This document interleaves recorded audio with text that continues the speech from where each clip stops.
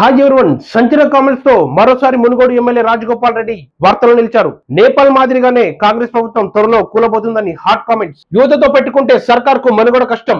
నేపాల్ యువతే పోరే నిదర్శనం. కాంగ్రెస్ తో ఉద్యోగ భర్తీలో జాప్యం. 2.5 లక్షల ఉద్యోగాలున్న 50,000 ఇచ్చినాం. 30 లక్షల మంది కన్నీళ్లతో ఉన్నారు. ఏటా జూన్ 2న నోటిఫికేషన్లు ఇవ్వాలని అమరుల సాక్షి అశోక్ నగర్ వస్తా.